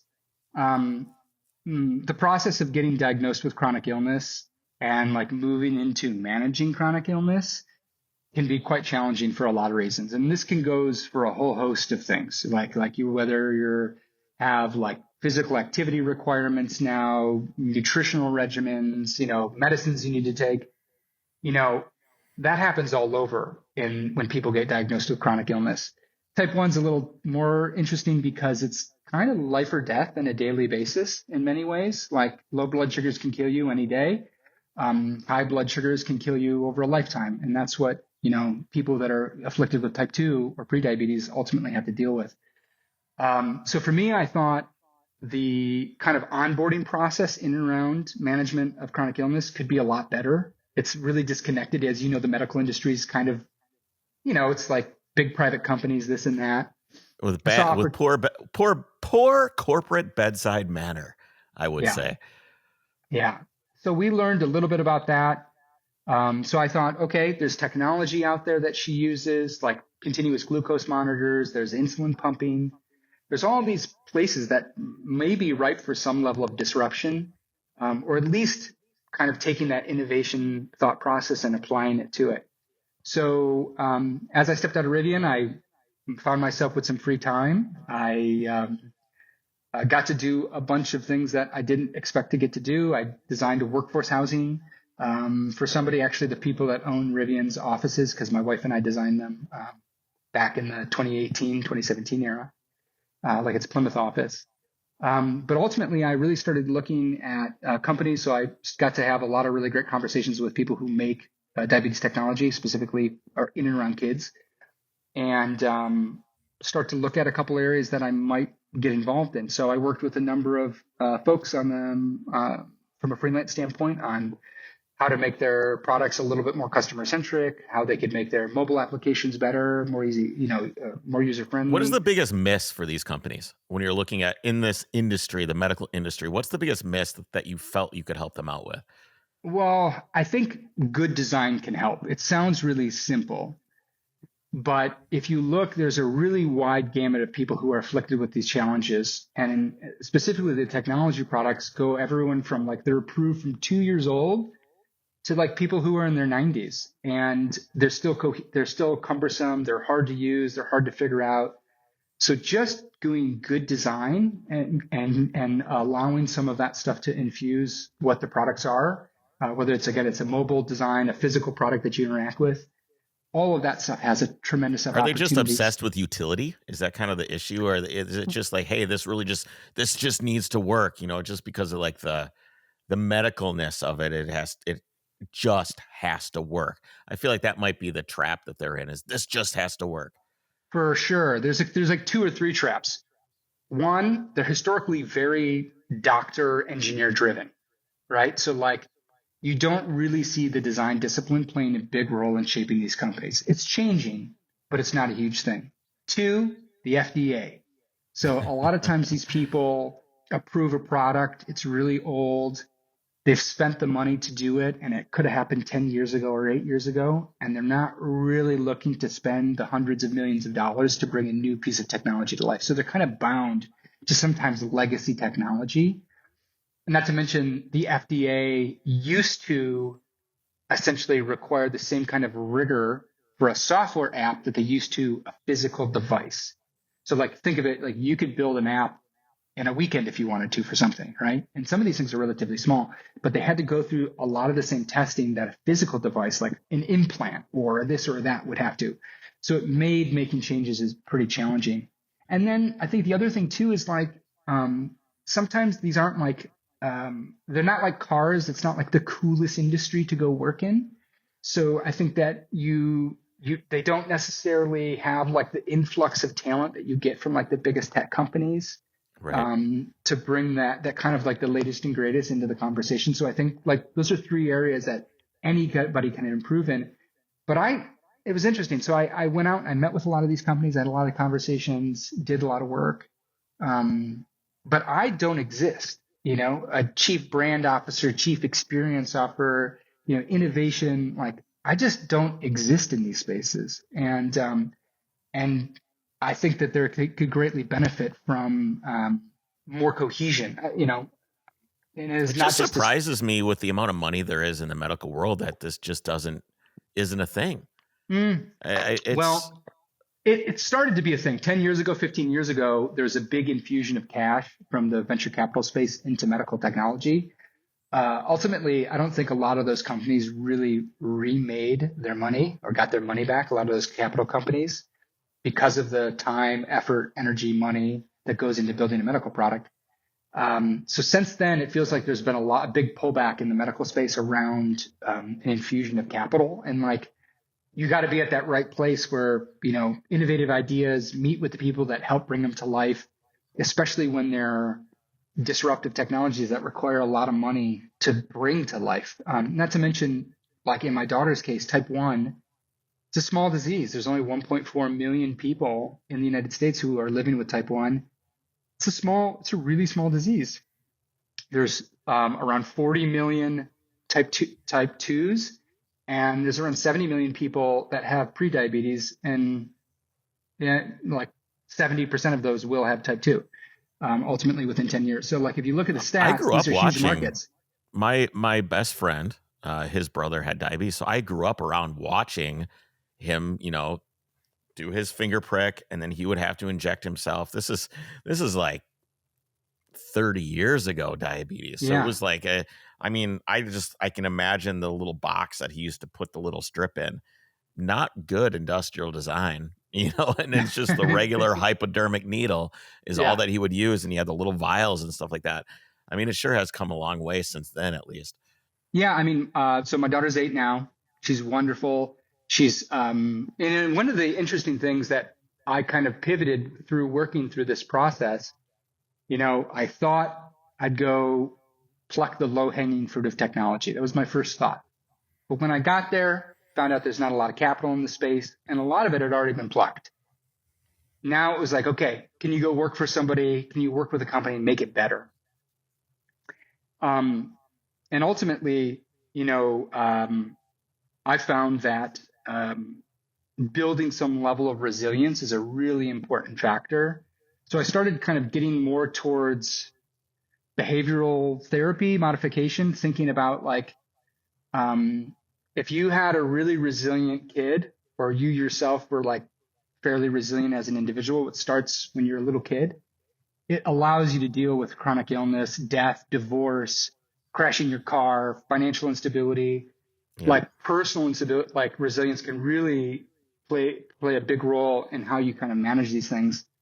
So I started shifting, thinking about building a nonprofit or a platform focused around those ideas of how you could do that. But my daughter, Margot, who's 8, and like I said, doing really well now. I mean, she's had 9,000, 10,000 insulin injections to date. And just 2 weeks ago, she went to her first type 1 diabetes camp for kids. It's a 95-year-old camp in Ohio. It's called Camp Homey Dakota.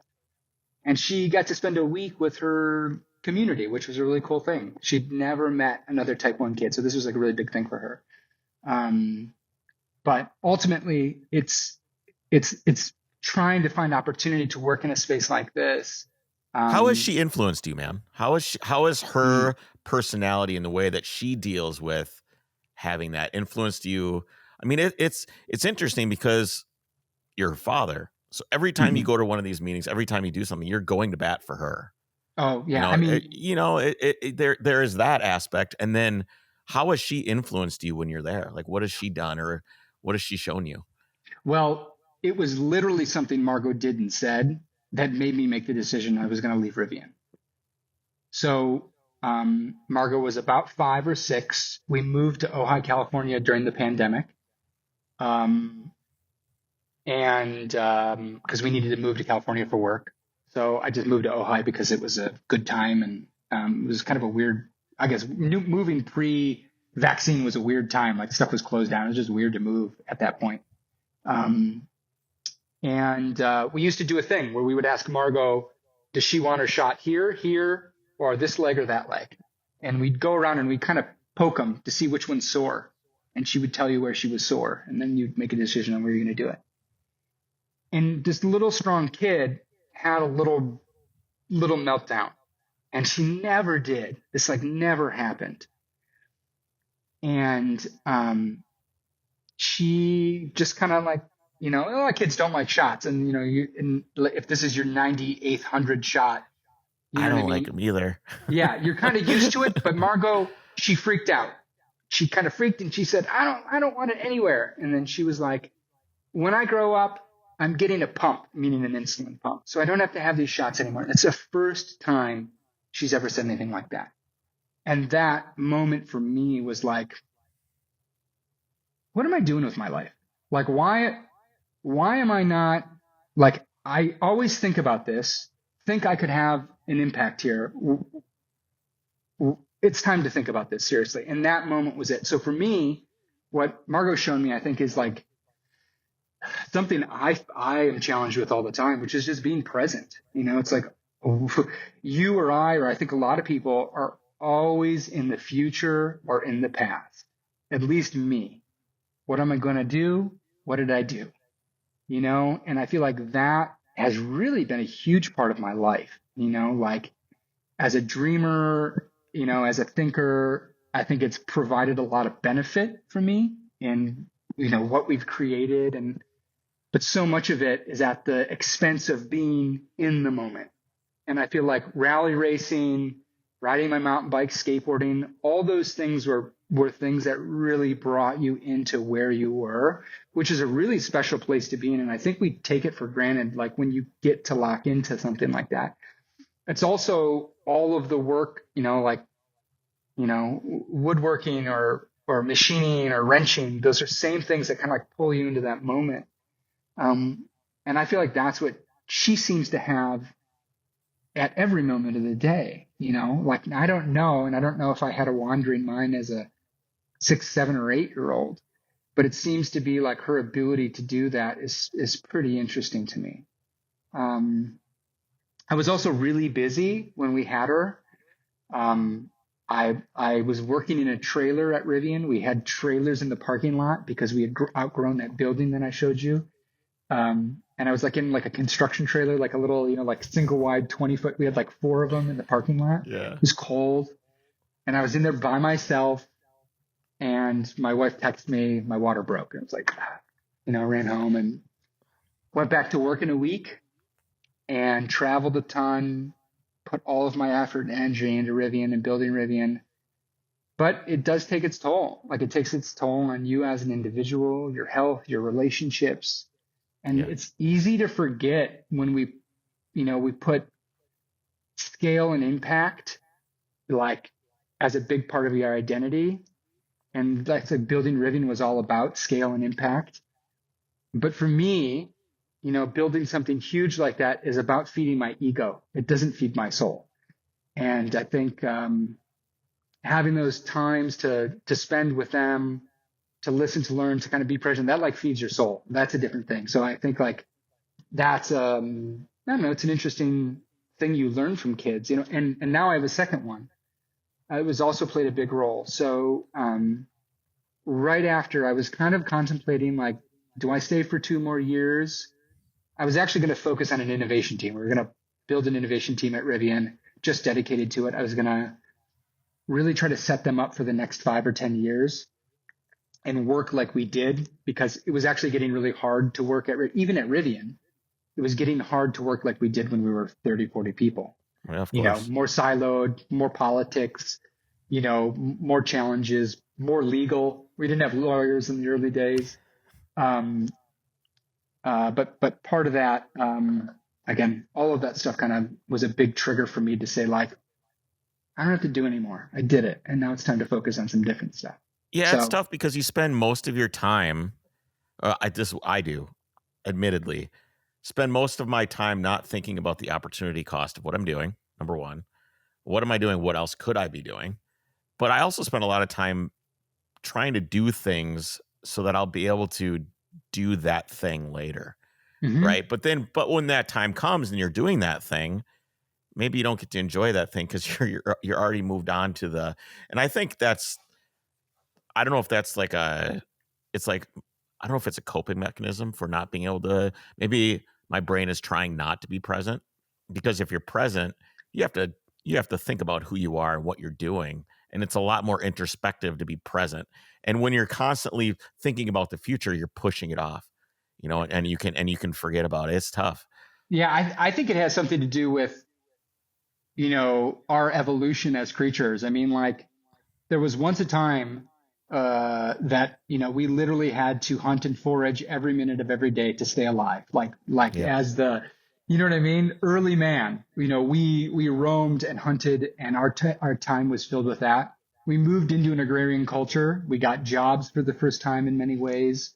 We, acquired skills, whether we were a blacksmith, a farmer, or whatever. And we did these kind of like repetitive tasks that I think played on our early man brain. And then you kind of get into the knowledge work where you no longer are moving, there's just something about like the act of doing, riding your bike. I mean, they call walking meditation for a reason. It's like that subtle task allows us to kind of focus in. So I feel like our brains are wired to do something very different than we do today as humans. And we're still trying to adapt. Who knows if we'll ever get there, but we've got a lot of coping mechanisms. Not at this rate.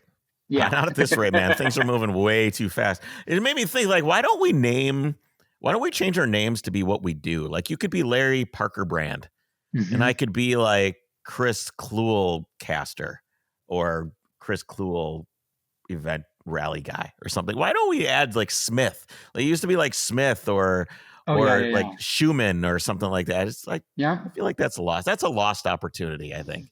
Yeah. I mean, yeah. But we do still really, I mean, our works really define our lives. I mean, what we do, it's such a huge part of who we are as individuals. I think both from a positive and negative attribute. It's easy to not focus on so many other things in life when, things take over our lives. I mean, I feel super fortunate to have built Rivian and played a huge part of that. And, but I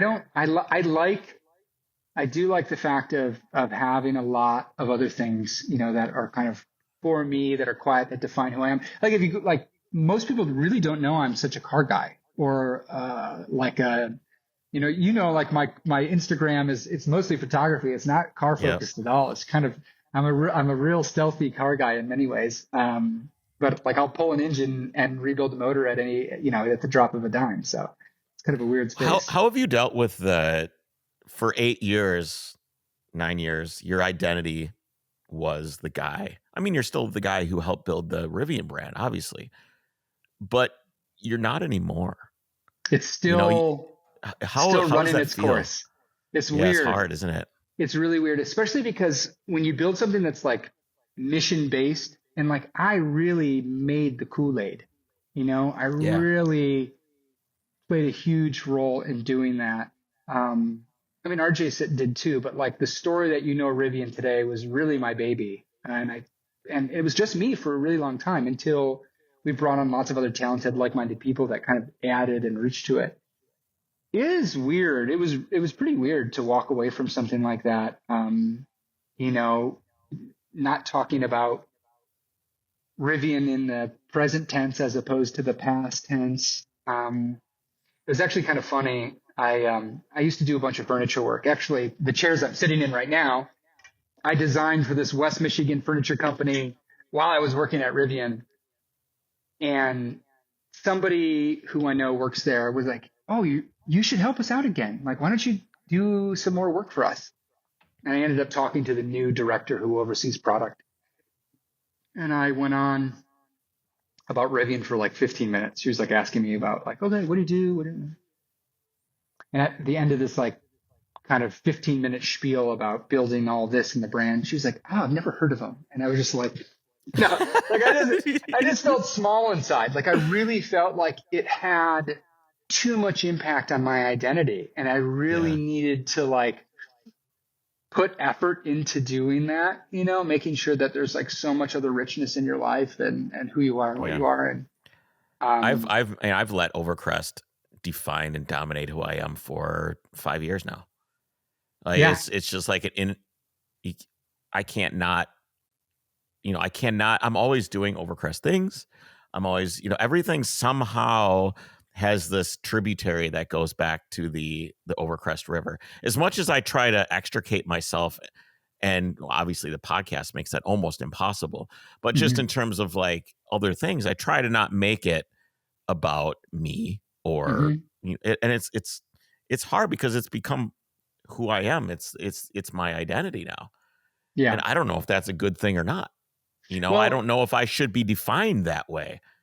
Well, at least it's something that you created, right? And it's of you, but it's for the community. It's about connecting with community. It has a really amazing purpose, right? Like it's getting to the experiential component that we all love and bringing that to more and more people. I think that's an amazing thing to be a part of. And Rivian is the same thing as well, too. I mean, now it's a big car company. I mean, we always used to say Rivian's not a car company. That's what we used to say in the early days, and that's helped shape it. I mean, it is a car company today. And it's complex to build something like that. But it wasn't my dream to build the car company. That was RJ's dream. It was his vision. I just helped shape it into what it is. And so that played an important part of my life. But again, like, I do think it's easy for us to be defined, especially like, like as a child, you're defined by your parents. You move into your teenage years, you get defined by music and culture, your friend network. You go to college, you're defined by the school you go to. You enter your working life, then you're defined by that. Maybe you have a family. If that's something you choose, you're defined by your family. It's like we always go through this evolution as people. And now, like I said, I'm 44. And this is like when people reinvent themselves. Like this is when, we deal with the dreaded midlife crisis, or as many people talk about, it's also the bottom of the happiness curve. So if you look at how people rate happiness, kind of bottoms in your 40s. So I think it's like when people are like really trying to find meaning in their life, did I achieve my goals as in the workplace? Am I where these are all like challenging things that like kind of realistically, you should be at the top of your happiness curve right now. I know, right? But it's like you would think. It bottoms in the late 40s and then it shoots back up traditionally. And then by the time we're 60, we're in good shape. We're in good shape. I'm looking forward to that, I guess. You just got to pull through, So that's the reality. Yeah. Well, yeah, I'm very lucky to have, Jeff does all the branding for Overcrest, and he's very good. So I'm very lucky to have him with that, and Jake, of course, as well, with the podcast and everything. It's a great team, but I don't know if it's a good thing how much I've from a mental health standpoint, how much I rely on Overcrest defining who I am. Yeah, I don't know. Well, the challenge is, and I don't have an answer because I'm not your therapist. The challenge is when you define yourself by external factors. This is what I see. This is my take. When you don't have control over those factors or something changes, is really hard, I think, to kind of move on. Like when you, you're in a band your whole life and your whole life has been that. It's like really hard not to do this. But when the band breaks up and you don't have a band, it's like really hard to find yourself on who you are and what's next. So I do think, retaining some sort of tether to reality, and whatever that means, is a pretty important thing. I think we all can benefit from having little check-ins, but the world isn't built that way. It's built so we go to work every day. Yep. You know what I mean? And we devote all of our time to, many of us spend more time with our colleagues than we do our own families. So it's interesting. It's a real conundrum. Maybe we would be better as tough. Like, where's your sense of, maybe it's like I've tried to, kind of pull my self-worth. I had like this revelation, it was maybe like 6 months ago, that I was getting my sense of self-worth from social media. I'm like that. I just had this realization. I'm like, whoa, am I getting my sense of self-worth from my immediate peers or my family, or am I getting it from social media and people that I don't know? I don't know 99% of the people I'll talk to on social media. I'll never meet. Lots we do on Overcrest, and everybody's wonderful. But I realized that I wasn't getting it from my immediate peers and my family. And I immediately pulled back like really hard. I hit the brakes on social media for myself and really started to try. And it's like a constant battle, but I think that's the most important thing, is making sure that you get your sense of self-worth from the immediacy parts of your life, your family, your immediate peers, people that you interact with every day. Because I was always told you are who you associate with. And who do you associate with most? It's your peers, it's your coworkers, it's your friends, it's your family. So I think getting your sense of self-worth and who you are from that is probably the best anchor that we can strive for. Oh, and you just have to invest time. I think that's the reality. It's really easy not to maintain relationships, and it's really hard in a busy life, to do that. But you really have to invest time. I actually read a book. I've read it many times. It came out like 15 years ago, maybe longer. It's on the Grant Harvard study. It's called Triumph of Experience. And the Grant Harvard study is like the longest prospective study of mostly male development that's ever happened. So it started in like the 1930s and still is running today. There's still participants alive. And it was funded for a couple different reasons, but they did it alongside two other studies. The Glueck study, which studied 200 women, and then the Turnman women, the Glueck study was a different one. At any rate, getting back to the book, it really talks about like life and happiness, and it's studied over a lifetime of these people, right? 70, 80 years, people that were thought were going to have like the best potential for life, because these are all like Harvard students. So there's like, okay, in 1930s, you're a Harvard student, like you're going to have a good life, right? Yep. Isn't necessarily the case. But that book talked a lot about so one of the findings, and I think this is common knowledge now, but like having a peer group, a social group when you're late in, whether it's your marginal decade, like, the last 10 years of your life or prior to that, has a huge impact on our health, our well-being, and our happiness, having a social group. And for me, it only comes through investing. And I recognize too, I'm pretty outgoing. I chat with a lot of people. I generally try to make friends, pretty quickly. I certainly tried to when I moved to Ojai. I did find that there's a lot of value comes in putting an effort into that, because it's just so easy to not sometimes when work is so busy and life is, so I think it's worth looking into for sure. Well, Larry, I've got something for you. Okay. As I mentioned off air, it is right here. This is the Isuzu Trooper rear door. Yeah. You just have to come get it. I will. I'm going to drive. So I'm in Michigan right now. I have a cabin here in northern Michigan. And when I drive back to California, I'll have to spoon by and get it. I mean, I'll just have to come through the UP. I'll come right over. There you go. So, dude, thanks for coming to hang out with me, man. It was a great conversation. I appreciate you spending so much time with me. It was awesome. No, this was great. Happy to chat, and I'm excited to get my door and go on the next rally. So sounds good, buddy. We'll talk to you later. Take care.